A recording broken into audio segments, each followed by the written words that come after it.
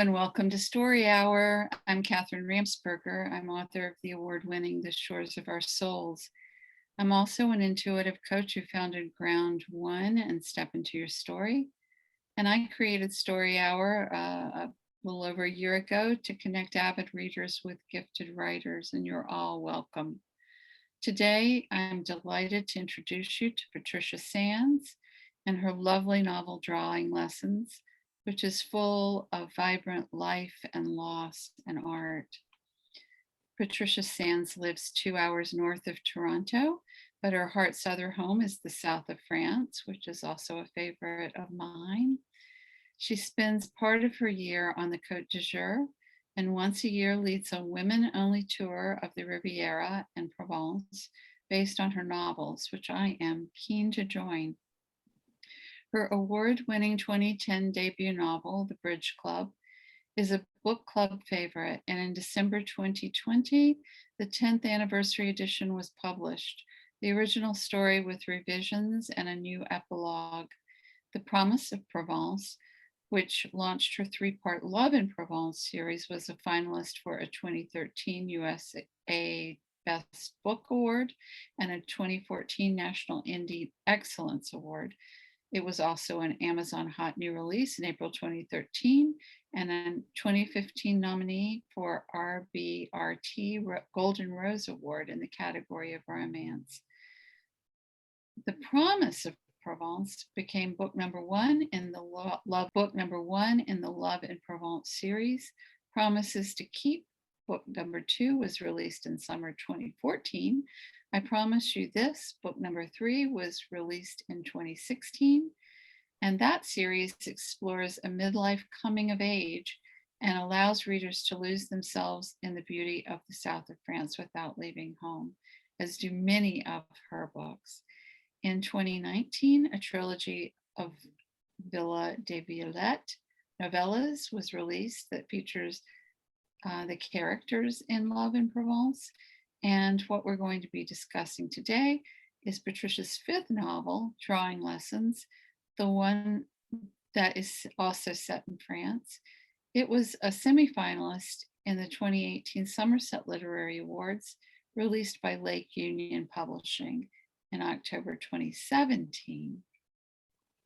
And just a couple of reviews before we start the questions. This one came from Grace Green, who is a USA Today bestselling author, and she wrote The Memory of Butterflies. Love that title. I've journeyed to Provence captivated by Patricia Sands' gifted prose and drawing lessons. I have shared Ariana's heartbreak. Ariana is the protagonist. I was there as she found reconciliation for the present and joy for her future. Miss Sands' novel revolves around heartbreak and emotional healing, exquisite descriptions of Provence, and art as life restored. I went to Provence with Miss Sands via her novel, and I want to go back again as soon as possible. This book is a keeper.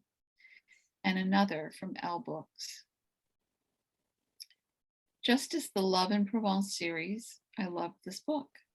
I am semi-addicted to reading books, either real or imagined, about life in France. It's my particular favorite place to read about too. As an artist, I especially related to it. I was ready to look for a workshop, pack my bags, and head off to Arles. It's not a long drive, but I've not spent much time there. So this person must be in France. Mm-hmm. Arles, by the way, is, I call it Van Gogh land. It's full of Van Gogh. The descriptions of place were enticing, and I enjoyed the various relationships. I hope there will be a continuation.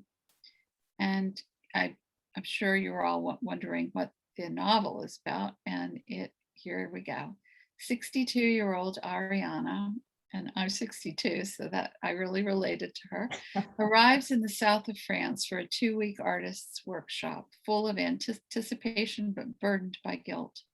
Back home in Toronto, she has been living with the devastating diagnosis of her husband's dementia and the heartbreak of watching the man she's loved for decades slip away before her eyes. What does her future hold without Ben? Before her is a blank canvas. And that's what the book's about. Encouraged by her family to take some time for herself, she's traveled to Arles to set up her easel in the same fields of poppies and sunflowers that inspired Van Gogh. Gradually, she rediscovers the inner artist she abandoned long ago, drawing strength from the warm companionship and gentle wisdom of her fellow artists at the retreat, as well as the vitality of guest lecturer Jacques de Villeneuve, an artist and a cowboy. That's an interesting combination, and it probably could only, I won't say only, but it's an interesting French kind of phenomenon. Mm-hmm. Ariana searches her heart for permission to embrace the life in front of her and, like the sunflowers, once again face the light. So welcome, Patricia. Thank you so much. I'm delighted to be here with you. So I thought we'd begin with what inspired you to write this novel. From what I can tell, I haven't read all of your novels. It seems a little bit different. Well, it is, first of all, because it's a totally different set of characters from the Love in Provence trilogy, and a different setting. Even though it is still in France, it's much more to the west than the Côte d'Azur and the lavender fields of Provence, and not that far away, mind you, but just enough to make a difference. Mm-hmm. And when Lake Union asked me to write a standalone after the third Love in Provence book, I said, okay, well, I will write a standalone, but it's still going to have a mature woman as the main character, and it's still going to be set somewhere in the south of France. So that's how that part of the book came about. And my husband and I had been to Arles several times, usually just like a quick day here and there on various road trips. And then we had the opportunity to do a 3-week home exchange in Arles. And for all the years, my husband and I have been going to France now for 22 years. And for the majority of those 22 years, we did this through home exchange, which worked really, really well for us. The first time we exchanged with friends, we just happened to have a place in Menton, which is just along the coast and just before you cross over into Italy. And they were originally from Toronto. And so they said, hey, we'd like to go back to Toronto for a month. Why don't we switch places? So we did. And we just loved living there, getting up every day and living like a local. And having done a lot of travel anyway, prior to that, we decided that's really how we wanted to do any future travel. Mm-hmm. And for the most part. And so I explored the world of home exchange and discovered how wonderful it is, how well organized it is, how safe it is, and how it allows you to go and stay somewhere for an extended time without the cost of accommodation. That's fantastic. Mm-hmm. And we had a home in Southeast Florida, as well as our home in Toronto. So we usually use that as our exchange house. And Europeans love to go to Florida in the summer. Mm. Go figure. And they love going to those beaches. And or also at Christmas. So at Christmas, if we were down in Florida for the winter, we would go home to Toronto for Christmas anyway. So we were able to, switch with people. Sometimes they'd come to our place for a month over Christmas, and then we'd go to their place in France for a month in the summer because they'd be off somewhere else. And we never had any problems. You get to know the people you're exchanging with on a personal basis. So we made lots of friends, and some of whom we continued to see when we would come back to France the next year, even though we weren't staying at their place. we'd get together for dinner or whatever. So home exchange, I really recommend, especially to younger people these days, as Yeah. a great way to travel. And that's why I wanted to write about it in The Promise of Provence. My main character, her first trip to France, she goes on a home exchange. But anyway, that's not what we're talking about. We're talking about drawing lessons. Well, it's fascinating because we've mainly done B&Bs. Uh-huh. It's a little tougher in a place like Paris, but in France, I think any other place we've stayed is either friends or B&Bs. So Mm-hmm. this would even be better. Thank you for the suggestion for Yes, all of us that are listening. well, absolutely. I mean, anyone can do it. And there are a couple of excellent websites. One is homelink.org. That it's a company that's been in business for, I think, over 60 years. The first time we did an exchange with them was in the late 90s, and the internet was just really getting going, and they weren't even on the internet yet. You got a book about this thick of home exchange Wow. information, pictures that you had to flip through, and then you would fax the people with whom you were interested in exchanging. When it suddenly all became digital, it became a lot easier. I'm But sure. it's wonderful. You can go right on their sites and click into whatever country in the world you want to visit. And then you can look at places, people who have registered their place, their property. And you don't have to join unless you actually want to contact the person. So you can see what's out there, and it's pretty interesting. So I'm jumping up and down, but we have to talk about your books. Okay. I hope other people are excited about this as I am. So I'm wondering what you wanted to achieve in this particular storyline that you didn't mention. I loved watching the protagonist, Ariana, grow into herself, Mhm. almost more into herself than she had ever been, it seemed. Mhm. And Yes. I'm wondering if that was a theme and what else you wanted to accomplish. Mhm. Well, I wasn't sure how her journey was going to end up. I tend to not have the entire story plotted when I begin to write a novel. I generally know where it's going to go, but as you've no doubt already learned, as you develop your characters within your story, they often take on a life of their own, and they direct how things are going to unfold in your Right. You story. can't make them do anything that they don't want to. That's right. They better drive the story, otherwise it's going to be pretty boring. Yeah, that's right. So I knew she was going to go to an artist retreat, and that it would be a very transformative experience. And I wanted to write about a woman of that age, in her early 60s, and this experience of having a partner with a serious dementia related illness. And I happened to know a woman who had gone through this sort of experience, where her husband had not the same, he wasn't frontal lobe dementia, but a type of dementia. And she cared for him at home for 4 years until it became impossible.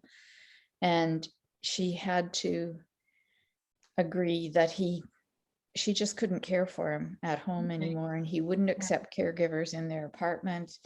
And so he had to go and stay in a full care place and establishment. I hate to use the word institution, but and she would go to Many visit of him. them are like homes, though. They really are. I mean, not nursing homes. I don't like that word either, but there's a coziness to the good ones. They care. Absolutely, yes. And she would go every day to visit him. And but as you know from the story, some of the aspects of his condition resulted in him reacting very violently to any sort of touch. And so she couldn't even hold his hand or hug him. Yeah. And he did not know who she was or where he was. And so I spent a couple of days with this woman taking notes, and she, walked me through her experience. And that was very, very helpful in allowing me to develop Ariana's character and her situation, and to know that what I was writing was truthful, was authentic. I mean, everyone's experience isn't going to be that, but it will be some aspect of Ariana's experience. So this woman was incredibly helpful, and I do, thank her in my acknowledgements. And writing the part where the doctors said to Ariana, yes, you are still married to Ben. He is your husband. You are his wife. But his life has ended. His life has ended here. He's still living and breathing, but he's not getting better. He's not moving on to something that is, going to enhance his life. But you have a life still to lead, and you need to get on with them. And so that's what she did. And fortunately, she had a family that understood and encouraged her to do this as well. And as difficult as it was, in the story, she gets there, and as soon as she arrives, she wonders what on earth she's done, and she should just get out of there and go back home. And I think that's a very common response too. And actually, just a little aside,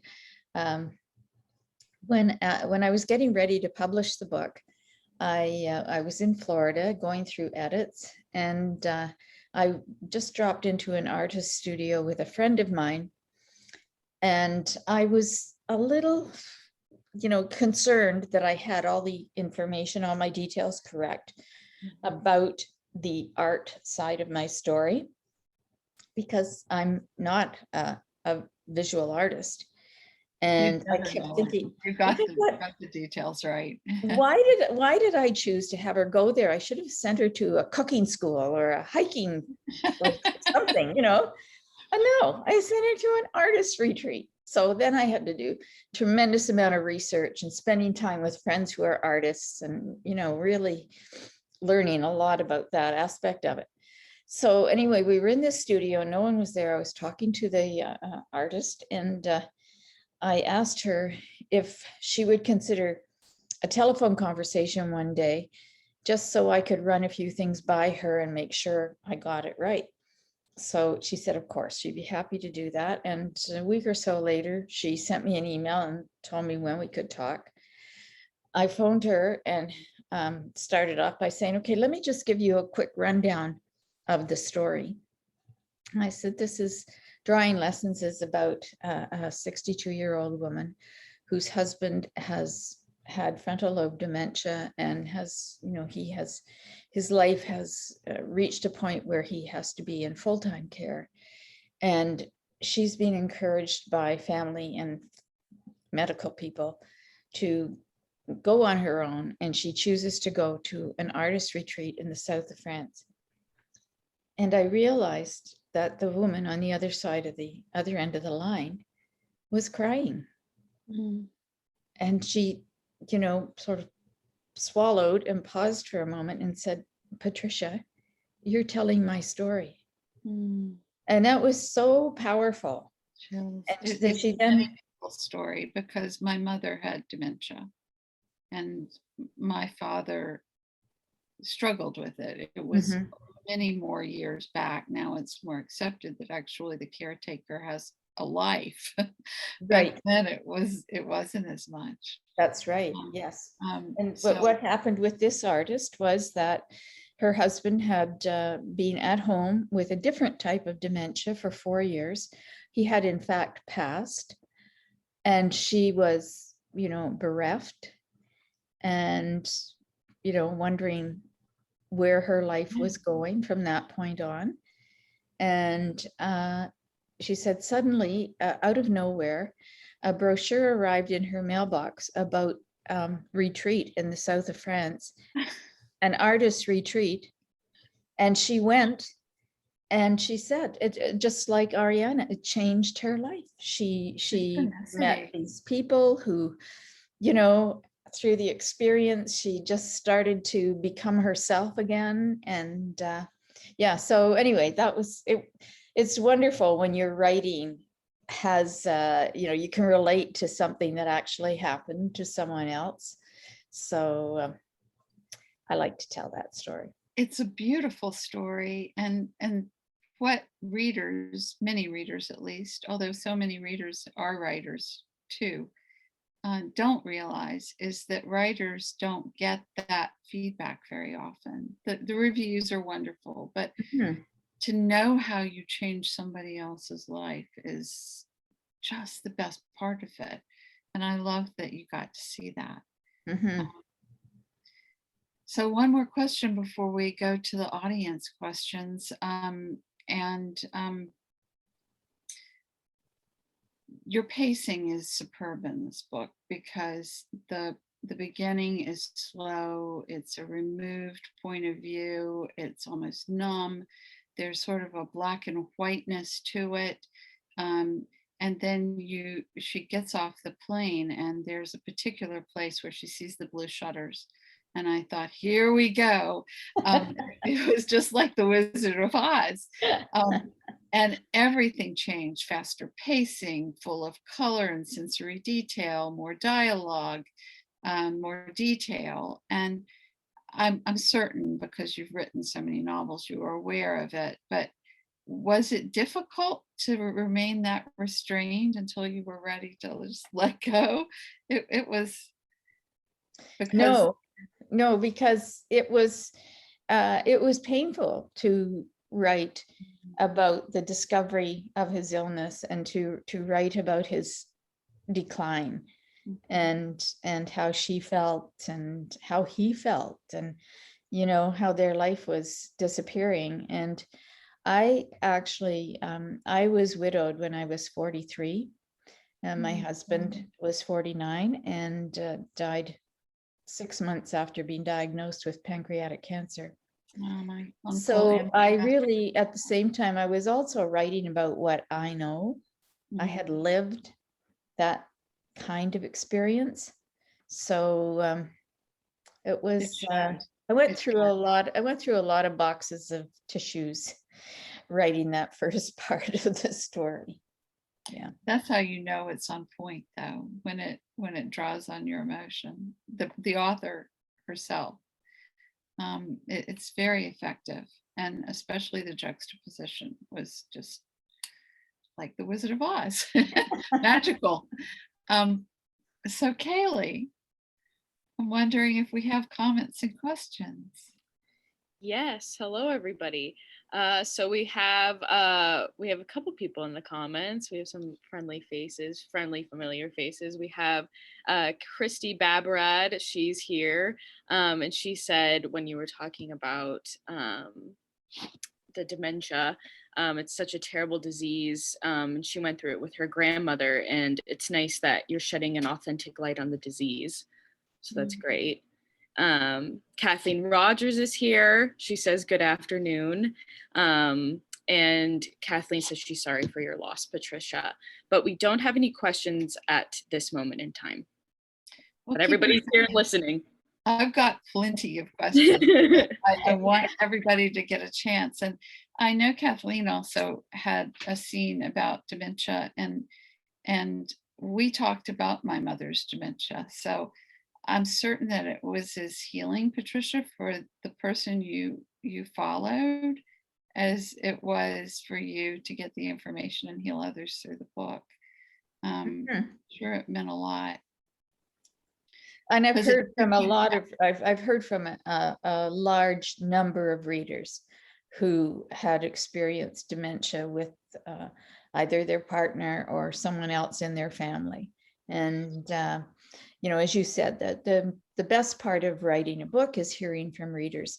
And when you hear from readers who actually talk about how something that you wrote meant really a great deal, not just entertain them, but, really touched their heart, and they could relate to that particular aspect of your story.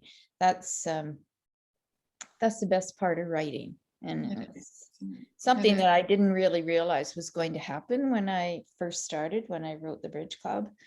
It was amazing to me when I started to hearing from strangers that they had been impacted one way or another. And it's what keeps us going, isn't it? It is.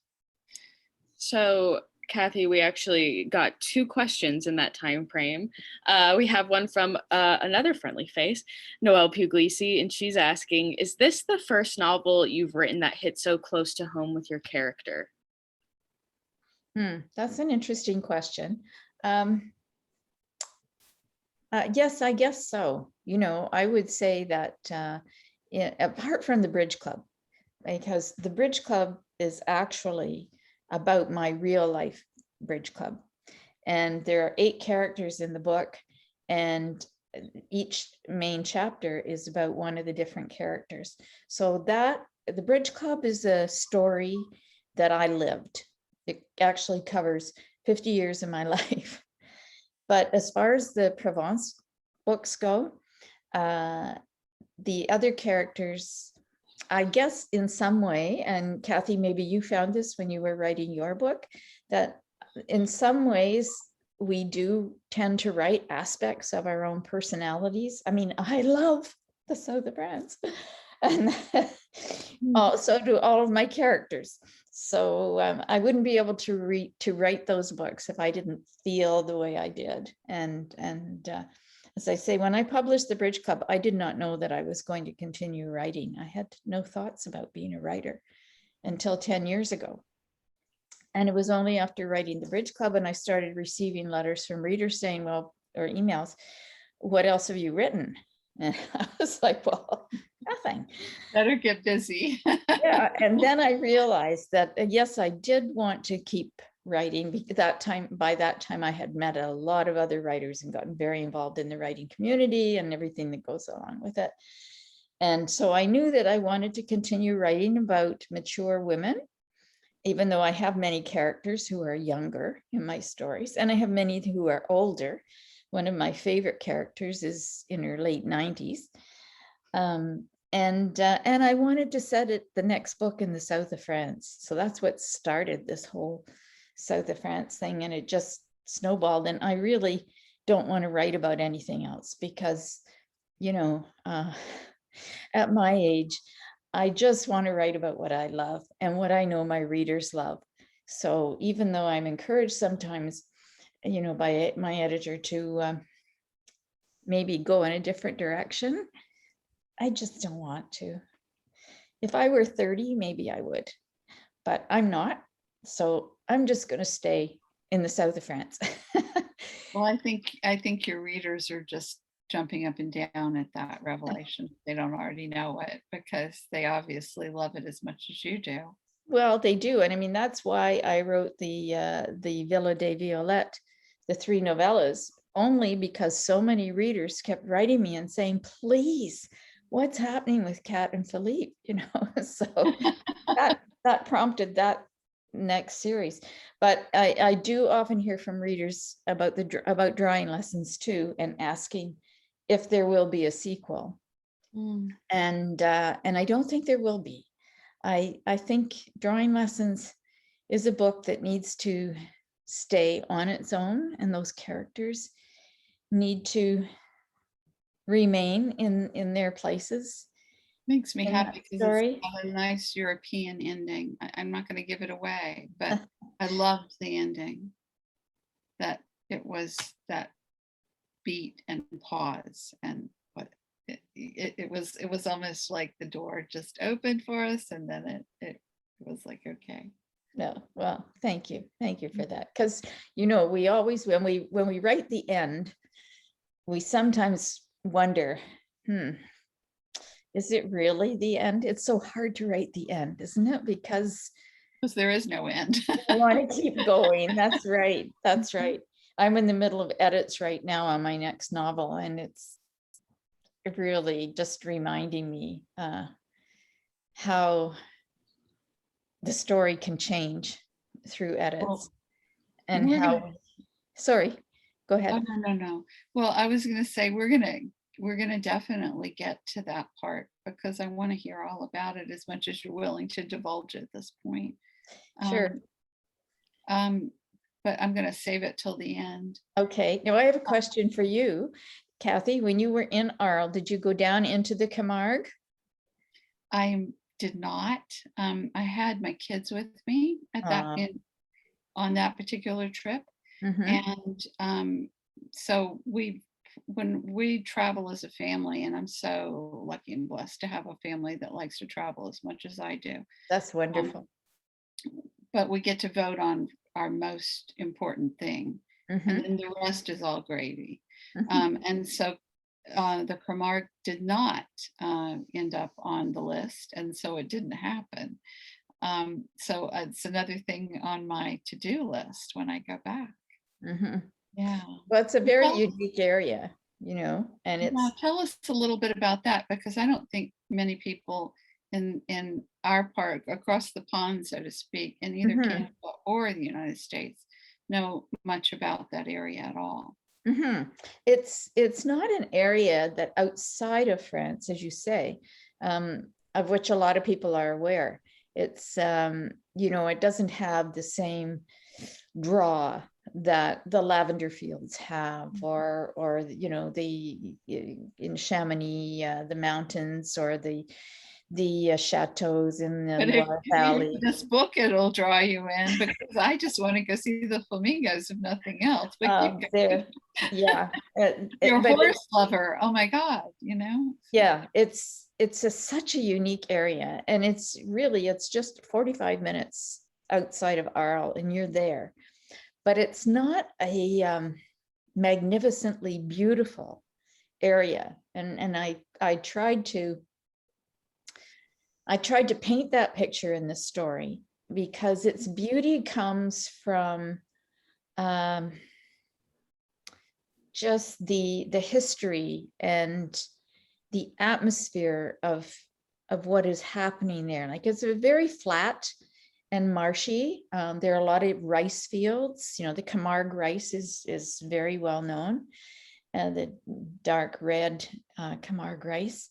But it's that history of raising bulls, black bulls, for the bullfights, and these wild, well, now semi-wild, white horses that have lived there forever. And I mean, with urbanization, of course, there are fences and people own property, and so they can't just roam everywhere, but they still basically live a fairly uncontrolled existence, except for some that are right in the ranches, and tourists go and see them and ride them and that sort of thing. But just learning about those horses and their particular skeletal structure and the way their hooves are, and so that they can live in that environment is really interesting. And the way they interact with the bulls, there's a connection between these horses and these bulls, that they work together at what they're doing. And I found all that really, really fascinating. And then, of course, as you say, there's the ornithological park, which is amazing in itself. When you go and you see like 40,000 flamingos, it's pretty astonishing. And there are also, of course, a number of other types of birds that are there. And so there's all that to it. And then there's the history of how the history that Mary Magdalene actually arrived in a boat there, and there are great festivals a couple of times a year where these gypsies come from all over Europe, really, to celebrate that kind of religious history of the area. Oh, And I didn't know about that. That would be worth it too. yeah, it's a really, really fascinating area. And I mean, they have bullfights, but for the most part, the bull is the hero. The bull is not killed. And I mean, there are a couple of bullfights a year that are like the traditional bullfight where, yes, the bull does die. But in the special Camargue types of bullfights, the cours Camarguais, the object is for these usually young men in very tight white pants and t-shirts that hold your attention. They have to go and try and grab some tassels that are attached to the bull's horns. So they, of course, have to get very close. And then they grab these, and then the bull takes after them, and they have to go and leap over the boards to safety. And in the end, they don't always get, I just can't remember the word offhand. I should have looked it up before we talked, but what these things are called. But so they don't often get them. At the end of the contest, the bull could be the winner. And there are a number of towns in the Camargue area, and they're all very small towns, where there are beautiful bronze statues of the bull, because this is a bull that for 20 years, nobody got the best of. Oh, wow. And so the bull is championed in these, from these contests. And I thought that was, really fascinating too. Such a different spin on bullfights. Yeah. Well, thank you for that. It's intriguing, and there's plenty of that in this book. You've packed a lot into these pages that is quite worth reading for many. I can see it being appealing to many different audiences. So we've got a couple of writers here, and we've got me. And I know I'd be remiss not to ask you about your writing routine. Is it different when you're in France versus Canada? And is it different in other places? I mean, where else have you gone and done this craft? Well, I mean, I write wherever I am, because I write on my laptop all the time. And if I happen to be in another part of the world, it's just even more stimulating. I'm pretty undisciplined in terms of having a routine. I write every day. That's enough of a routine. But if it's working every day, you don't need it more. It's sort of here and there, and it's not that there aren't days where I don't write, because I might get up and have an 8 o'clock golf game, and then I've got something else going on in the afternoon, and I'm taking my grandkids somewhere, and we're living life at the same time, right? Mm-hmm. But I do try to write every day, and of course, part of that writing has to be social media related, and I have a monthly newsletter to send out. And so there are a lot of different types of writing involved, but when I'm into a novel and have a deadline and know that this work needs to be done by a certain date, then I do try to spend as much time as I can every day working on it. And fortunately, for whatever reason, I don't really need a lot of sleep. So I'm able to stay up late and wake up early. Like, to me, sleep is just kind of this annoying thing, Yeah.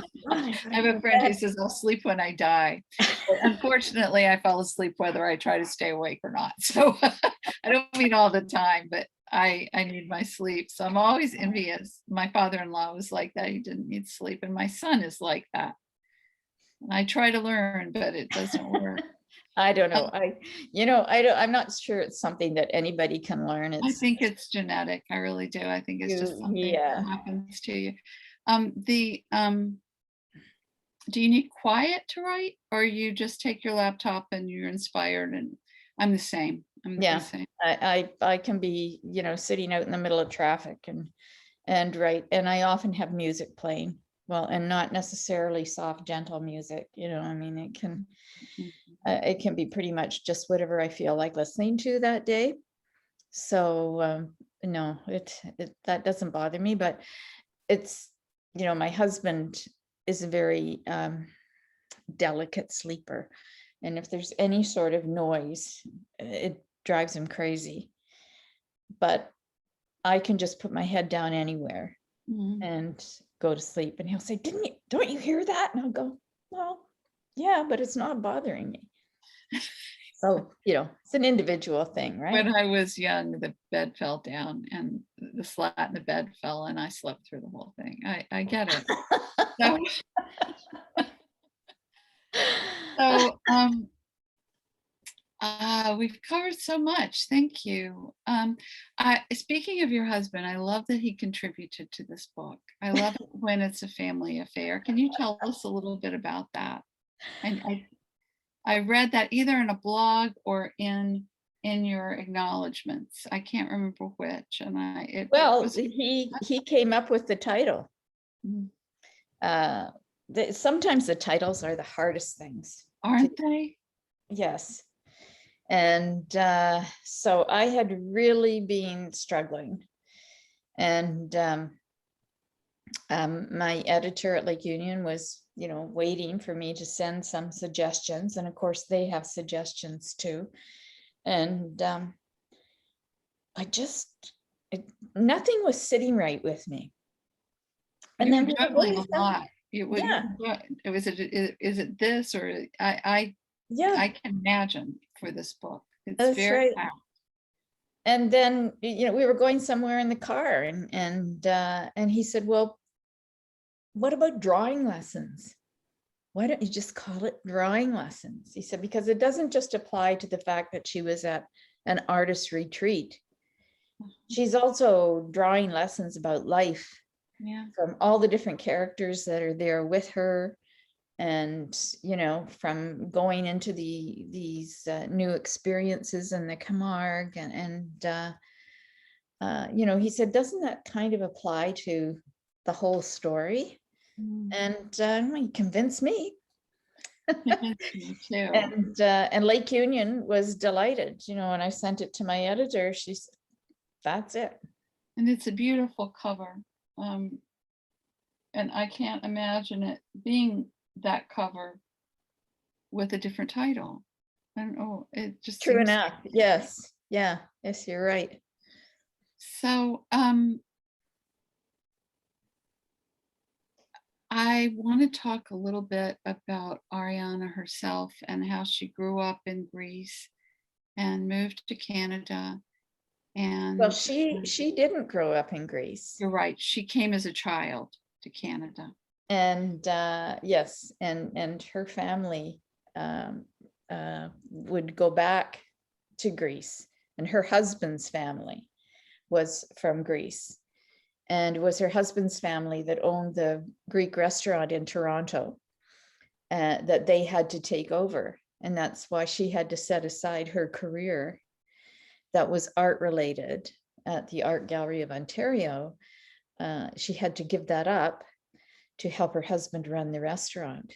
So it had been a long time since she had actually thought about, being an artist again.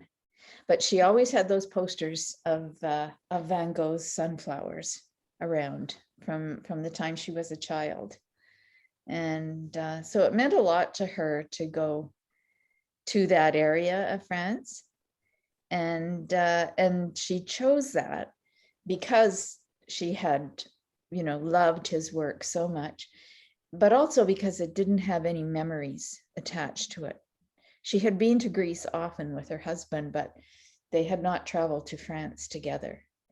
So going there on her own was another step forward in taking charge of her life. That's beautiful. Thank you for closing that thread for me. That helped a lot. So I'm hesitant to talk about your secondary characters because I'm afraid I'll give a few spoilers away. There are a lot of characters in this book. Yes. How did you keep track of them all? You just must have that kind of brain if you don't outline. Because you had her whole friend group in Toronto, you had her family both in Toronto and in Greece, and then you had her group that she met in France. So did you think of it for a while as like 3 different acts and then wove it back into the different places in the story? That's a good question, because certainly that's a way that some writers would approach a story like that. And I know I've talked with friends who write their stories in different components and then weave everything together. But I tend to be sort of, chronological in my approach to writing, and the story just unfolds as it unfolds. And that's not to say that I don't go back and add something or take something out as I go along and have more thoughts about, something that I've already written. But when I'm working with different characters, as the characters come into the story, I do keep a page or 2 or 3 about those characters so that, as their personalities become more apparent to me, I just make little notes to remind myself as I'm going along, so that because it's easy to forget sometimes, that you had a person acting in a certain way, and then after they've been in the story for a while, you might have them do something that doesn't really make sense because of what you said in the first part. And one of those characters in particular was Bertie, of course, who was, quite an objectionable character at first. And transformed. Yes, he did. He was her Yeah. foil. And I loved that about him, because and I didn't know when I started writing his character that that's how he was going to evolve. And my brother, who's a few years older than I am, lives in Kingston, Ontario, he's written a number of educational textbooks. He really is a wonderful writer, but not a fiction. And like the king of editing, if there's a comma missing somewhere, you hear about it. So I would send him bits and pieces. That's wonderful to have somebody like that. It really is. Yeah, I'm that person in my family, unfortunately. Well, lucky, your family's very lucky. They are very lucky, and it's wonderful. Every family has one. They do. Just about. Yeah. And I loved it when I was not nearly finished the story, but I was a lot further on than when Bertie first came into it. And my brother sent me back, he was writing some comments about this and that, and then he made some comment about that, very dislikable character, Bertram. And I thought, yes, I got it right, Definitely you did. You definitely right. I mean, I wanted people to think he was, just not very nice at all at the beginning. And I wasn't sure if I achieved that until I got that comment back from my brother. And then I knew that I got it right. But it's fun to write about such different characters too. And the couple, Marty and Lisa, they're actually based on very dear friends of mine, a couple in Fort Lauderdale. And they had said to me one day when we were out for dinner or something, they said, so when are you going to have a gay couple in one of your books? And I said, well, anytime. And so I said, you know what? You're in it. Now's it. Yeah, that's fantastic. So Okay. that was Marty and Lisa. And then What a wonderful story about your story. and I love kept their first names too, you know, with their permission. And actually, and some of what I wrote when they were having dinner one night with Ariana and really opened up to her about really poignant scene. roadblocks in their lives and, you know, being honest to themselves and to others about who they were inside. That was from conversations that I had with those women. And I actually sent them some questions and asked them to answer me. What if you were asked this question, what would your answer be? And I mean, they're so wonderful. They're just such fabulous women. And they wrote me back, you know, and talked from the heart And we're about how probably they, honored to do it, right? There's how nothing. they, yeah, they were Mm-hmm. delighted, and I was delighted, and it was, you know, an honor for me to be able to share their words in that story. So time just flew, and I want to make absolutely certain I get to two really, one's not so important, but I just want to say thank you for putting a healing feline in the book. I don't know whether you have them in all of your books, but I loved the play of animals and the healing nature of animals Yes. in this novel. We just lost one exactly. We've actually lost two within the last year that were very much healers. So I know that energy. And I wanted to ask you how you feel art heals and molds us into new versions of ourselves.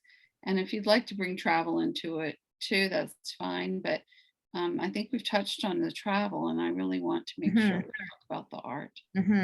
And I'll just go back for a moment to the pet aspect, because that is also very much a part of every one of my books. And you've got to read it for life. It's in the Provence series, it's a golden lab named Picasso, Pico for short, who helps very much to heal a broken heart. And you know, and with a woman who had never had a pet, so she learned a lot from this dog. And then other dogs subsequently, as the Promise of Provence evolved into a trilogy, there were other dogs that came in, and finally in the Villa de Violette we've got a whole bunch of cats too. And yeah, it's but I love it because, again, you know, readers become engaged not just with the characters but with the animals. And I should have brought this out to show you, but I got a package in the mail one day, and it was the sweetest little, about this tall, I guess. It's the sweetest ceramic gray cat. And the woman had painted some violets on its back. And she said, this is to remind you of Belle, and Belle is a very important cat in the Villa de Violette series. And she said, and I have one for myself too. And she sent me a picture of it, and I keep it on my desk, just as a reminder, you know, that of different aspects of your writing that readers can really relate to and enjoy. And those little gifts mean the world to authors. They really do. Absolutely, yes. So yeah, I love writing animals into the story. Location, of course, is a character in all my books. Very important part of every story that I write. Yes. And the aspect I'm very pro place as character. I know some people aren't anymore, but I certainly am. And the aspect of art was something that, I mean, I've always loved art. You know, in my life, I've Sure. collected bits, a few, pieces here and there, and it lives around me all the time. I love going to galleries, but I learned a lot in writing drawing lessons about how artists who create these wonderful pieces for the rest of the world to enjoy, where their stimulation comes from and their inspiration, and how various colors affect the feelings that they're putting into their work. And it was a real learning process for me. And I talked to a lot of artists as I was writing the book, because again, like everything we do, we want to make sure we get it right. Yeah. And it's so important to get it right. It is. And so, yes, I mean, for sure, every aspect of the art heals us in one way or another, doesn't it? Whether it's words or paintings or music. We're so lucky that we live in a world where we have the opportunity to see these treasures and to share them. I mean, one wonderful thing during COVID were that the museums came online. And exactly. Yes. I would hate for that to continue like it had to at that point. Right. And also how symphony orchestras, the creative approaches that they took, bringing their members together from wherever they were isolated, and putting together wonderful presentations for the rest of us to enjoy. I mean, COVID, the pandemic has been so terrible and so tragic in so many ways. But there have also been some amazingly good things that have come out of it. And I wonder, it's going to be very interesting to see as we go on, what remains from some of the things that were tried. Compassion and creativity. That's what I hope. For sure. They have exploded as a result. And their antithesis is there too. Don't get me wrong. I'm not saying that everything's a bed of roses right now in any part of the world, but that's fantastic. Thank you for that answer. Kaylee, let's see if I know there was one question we didn't get to, and then I will share my tea bag wisdom. And Patricia, if you'd be good enough to tell everybody where to find you after. Okay, so the question that we left off from was from Tatiana Ramzoff, and you covered this a bit. It was she asked, when you're writing, are you listening to music or French music? But then you were talking about how you have to be a bit quiet because of your husband. So if you do listen to music at any point in time. That's right. No, I'll listen, with my earbuds, or he never objects to music that I'm playing. And, if he does, he can go somewhere else. It's usually I'm writing in a separate room from him. Gotcha. So, but he's tremendously supportive and enthusiastic, and he, doesn't object to all those times when he's talking to me and asks me a question and I don't answer. And then he looks at me and goes, are you planning in your head? Are you writing in your head? Are you? Yes. I'm sorry, dear. I know that stories never stop, never stop. You're always, the last thing I think about at night when I'm falling asleep is after I get off Instagram, which is one of my passions, is, what I'm writing about. It's the next part of that story. I'll go to sleep thinking, okay, how am I going to make this happen? Or how did this fall apart? You know, it's always in my head when I go to A lot sleep. of times it gets solved in your sleep too. I think maybe, yeah. Not all the time. So you mentioned Instagram, and I know you have you're a really wonderful travel photographer. And I wanted to tell everybody, if you want to see some of Patricia's beautiful photography, it's not only on her website, but on her Instagram page. And Kaylee, were there any others? Yes, and there's some comments in there as well, but if you'd like to go back and read them once this is done so we can go into the questions, there's some nice comments in there. But we have another one from Tatiana Ramsoff, and she's asking, when are you doing your next tour so I can start making plans? Yay, she and me. I tell you, and honestly, these tours are so wonderful, and it was such an unexpected occurrence, you know, to have this even suggested to me in the first place. I'd been speaking at a Women's Day conference, or women's conference, all day women's conference is what I meant to say.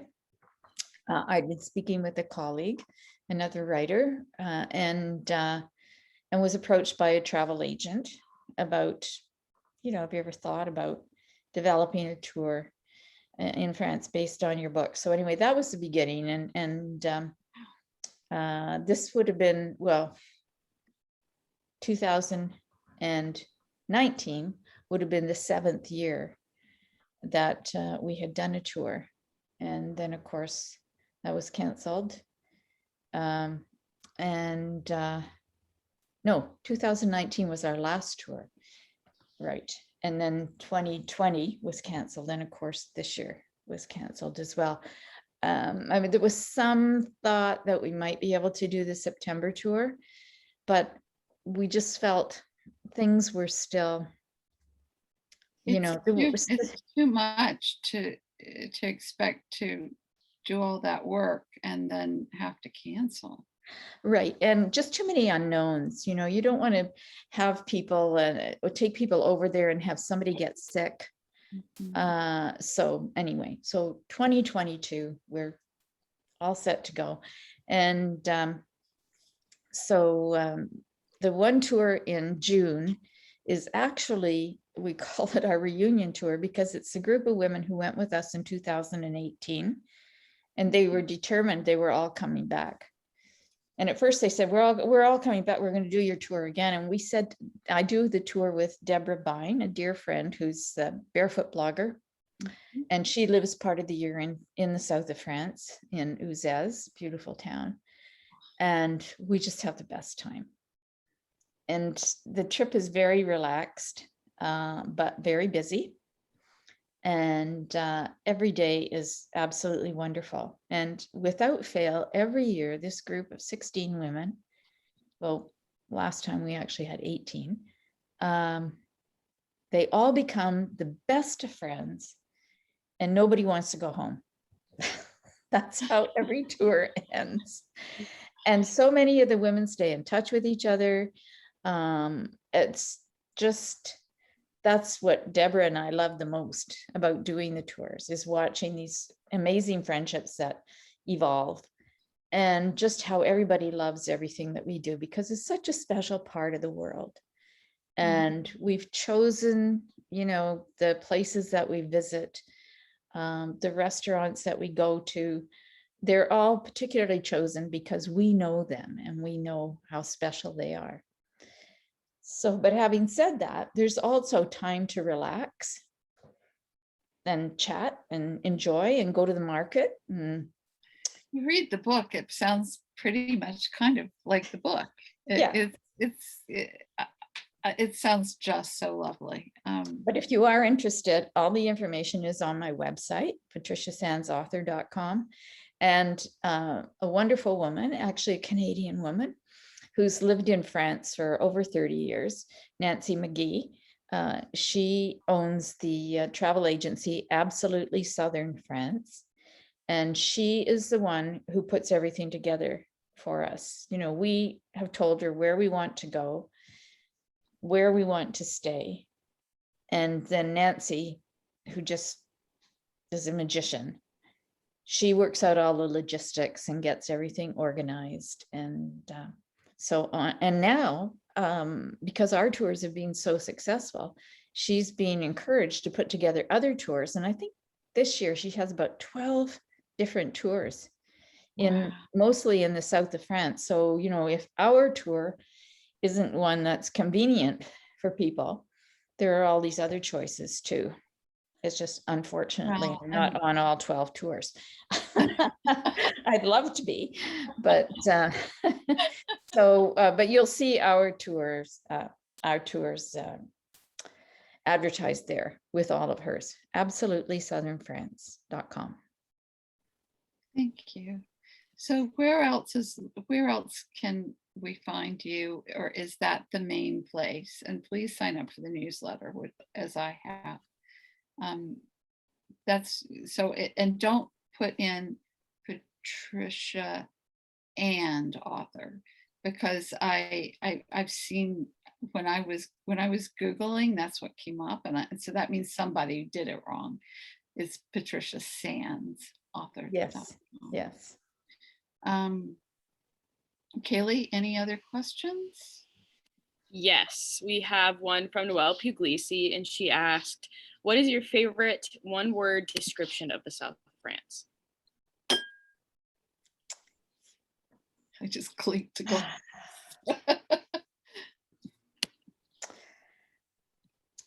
Okay, for me, I would say serenity.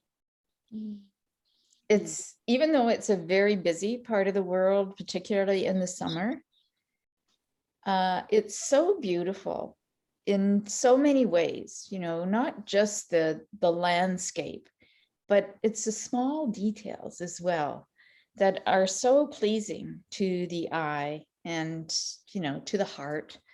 I mean, I love the shutters and the doors and the rooftops and you know, and then there's the food, which is, you know, as visual as well as, you know, very tasty. And it's just a place where you can feel a certain kind of love, which, you know, I don't mean to sound hokey, but it's just, if you just open yourself to it, there's whatever you want. I mean, there's tremendous art and theater and music, and, you know, all of those things can be found throughout France in various ways too, from beautiful opera houses to the Fête de la Musique on June 21st in every single town, village, hamlet in France. There's the Fête de la Musique, and there are musicians of every sort on street corners and, you know, in cafes and in the town squares. And it's just a wonderful celebration of music that is, you know, it's just simple. And to me, it's serene. Yeah. And we have one last question. So she asked this a little bit before you started talking about your cover, your book cover, and the cover art. But Shanessa Glum says your cover is beautiful. And did you get any say-so about the design?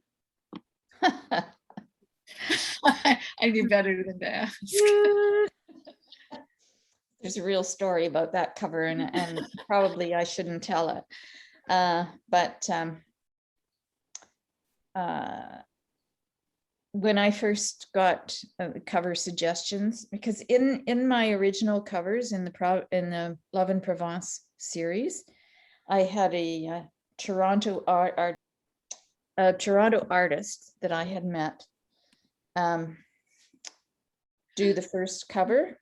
He did a watercolor for me, and we worked on it together. Of course, it didn't have this text block on it at the time, and we worked on it together through photos of mine and, you know, details that we talked about. And so then he did the second cover, and that is the town of Antibes. And then that's when Lake Union came to me and bought the rights to the Provence books and signed me to a contract. And at first they said, well, and we're going to change all your covers because it's what we do. Yeah. And actually, in the end, they came back to me and said, you know what?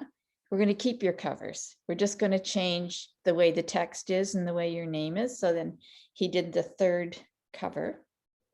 So they're all What a fantastic story. they're all watercolors. So then with drawing lessons, of course, I was with Lake Union for every single aspect of the publication of that book. And so I was very excited to see what they were going to come up with for the cover. And the first cover they sent me, I hope nobody from Lake Union listens to this. The first cover they sent me, it was really sweet. And it was a kind of an illustrated type of woman on a bicycle with a lovely wicker basket and with lavender in it. And there was lavender all around the outside. There's no lavender in this story. Right. Drawing lessons does not happen in lavender season. Right. And actually, there's nobody on a bicycle in the story. In the Provence trilogy, yes, definitely. There's lots of people on bicycles. But I mean, when I opened the file, I nearly burst into tears because it was like, anybody that knows me is thinking, oh, like Kathy. No, I mean, it just didn't but make not my sense. current cover, not my current cover. It just didn't make My sense. first cover had an antebellum woman looking into the woods. And it takes place in the 1980s. And Shores is in the title. So yeah. Yeah. It's So we interesting. had to have a chat and clarify that, please, just because it's the south of France does not mean that there's lavender involved. And so anyway, they came back with read this book, you'll see that there's a lot more to the south of France. And so anyway, they came back with several other options, and this was one that they kept working on, and then they added the art, the drawing utensils, and it was just perfect. So I guess it's a lesson in that sometimes when you don't get something right the first time, you end up with something perhaps even better than you might have imagined. But it was just an interesting experience. And the covers of the 3 novellas, and stop me if I'm going over your time, Kathy. Well, we are going to have to wrap up. You're just so wonderful with your stories. Oh, well, thanks. I am going to have to interrupt though, because of I want people to find this, and so it needs to be shorter rather than longer. And if there are other questions, please know, just leave them in the comments, and either, I don't know whether you'd be so gracious as to answer them, Patricia, but I can gather them up and send them to you. Sure. No, I would love to answer them if you send them to me. That would be great. So I always end with a tea bag wisdom, and this one's just, it brought tears to my eyes. It's a quote from Rosemary Gladstar. The plants have enough spirit to transform our limited vision. And I always show it just to show that it's real and I didn't make it up. Oh, that's lovely. This one's traditional medicinals. And I love that it was about nature and seeing things in a new way. I want to end a little bit with about, if you would tell us about your work in progress, if you wouldn't mind, and then I'm going to close. Okay. Well, I'm just deeply into the editing process at the moment, and I'm working with a wonderful editor, Tiffany Yates Martin, who's very well known amongst a lot of authors, and who herself published a wonderful book about editing last year. And I'm writing a novel I've taken a novella that I wrote many years ago, about 8 years ago, which I won't get into. It was for a totally different Amazon project that existed, and then Amazon ended it after a few years. And the main author, who was in charge of the project, gave us, everyone who had contributed a novella to her bigger project, we were given our work back and told that we were quite, we had her permission to reuse the work as long as we removed any identifying names or details that had referred to her project in the first place. So it's an interesting challenge, and I'm really struggling with it because I'm actually writing in the voice of an Asian American man in his 60s, who was born in Japan but lived in Honolulu, and then what happens at this particular time in his life. And so I'm a little bit nervous. He's your protagonist? Yes. Wow. So mine has a Lebanese man's point of view, and it just came to me, but it's not the easiest thing in the whole world. And I just want to offer, my daughter's Asian American, and her friends who are Asian are younger, but if you have questions, I'm happy to share them through her with them. That's I don't wonderful. know whether that would help or not, but synchronicity, right? Absolutely, yes. And actually, I have not read your book, but I absolutely intend to, because my husband is my second husband. As I mentioned, I was widowed in my 40s, but we've been married for 25 years now. And he's from Syria. So when I read the synopsis of your book, that holds a place in my heart. I've spent time not in Syria. I never could get into Syria, but other parts of the Middle East. Yeah. So no, I definitely. In fact, I have your book on my Kindle. Thank you. Because I read everything. I read absolutely everything on my phone. Every novel is right here. How books will travel, right? That's right.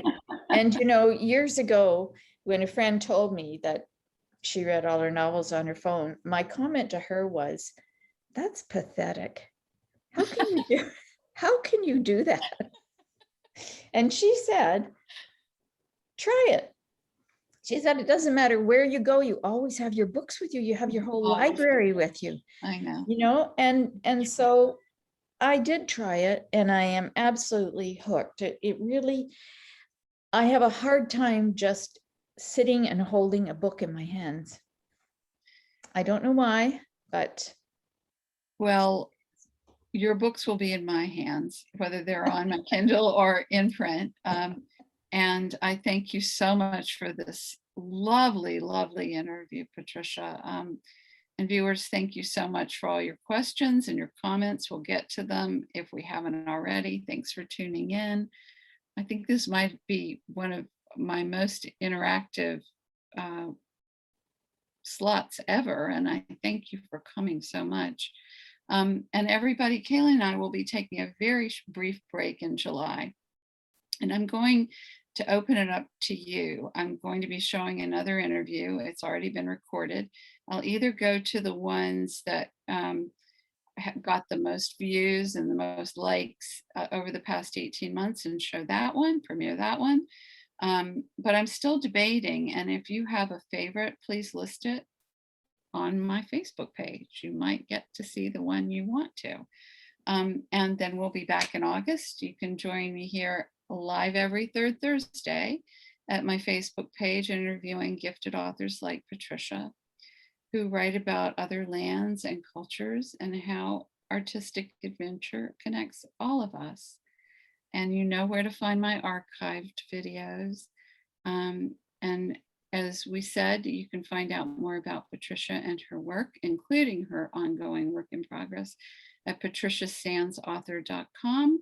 Her books are available all over the internet and in many bookstores. Mhm. And you can find more about me and my work at shoresofarsouls.com and or ground1onecoaching.com.